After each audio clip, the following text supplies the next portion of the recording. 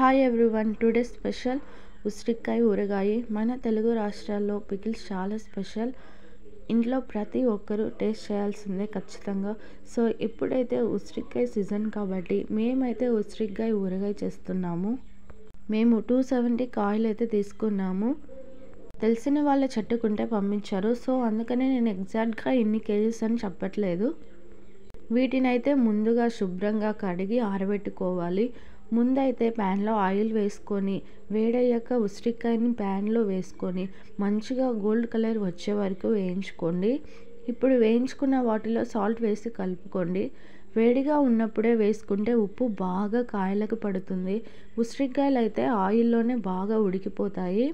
ఇప్పుడు ఇంకొక ప్యాన్లో 3 ప్యాకెట్స్ మెంతులు వేసి వేయించుకోండి. అలాగే 4 ప్యాకెట్స్ ఆవాలు కూడా వేసి వేయించుకోండి. ఎండుమిర్చి తొడలు తీసుకొని పక్కనుంచుకోండి. ఇప్పుడు తిరగబాత కోసం అదే ప్యాన్లో ఆయిల్ వేసుకొని 4 స్పూన్స్ తిరగబాత గింజలు, ఎండుమిర్చి, వెల్లుల్లిపాయలు వేసుకొని వేయించుకొని ఉసిరికాయలో కలుపుకోండి. ఇప్పుడు ఇందులో పసుపు వేసుకొని మనం ముందుగా వేయించుకున్న మెంతులు, ఆవాలు బాగా మెత్తగా గ్రైండ్ చేసుకొని ఆ పౌడర్ని కూడా వేసుకోవాలి. వేసుకున్నాక బాగా కలుపుకొని తర్వాత 1/4 కేజీ కారం పొడి వేసుకోండి. మీరు సరిపోయేంత వేసుకోండి. మీరు కారం ఎక్కువ తినగలిగితే ఎక్కువ వేసుకోండి, లేదా తక్కువ వేసుకొని బాగా కలుపుకోండి. అలాగే 30 నిమ్మకాయలు రసం పిండి గింజలు లేకుండా వేసుకోండి. ఇప్పుడు వేయించుకున్న తిరగబాత గింజలు, ఎండుమిర్చి, కరివేపాకు, వెల్లుల్లి వేసుకొని బాగా కలుపుకోండి. మేమైతే 2 సార్లు తిరగబాత వేసాము. మీరైతే డైరెక్ట్గా ఒకేసారి చివర్లో వేసుకోండి. బాగా కలుపుకున్నాక మీకు ఎంత ఆయిల్ కావాలో అంత వేడి చేసుకొని చల్లారాక ఇందులో వేసుకొని కలుపుకోండి.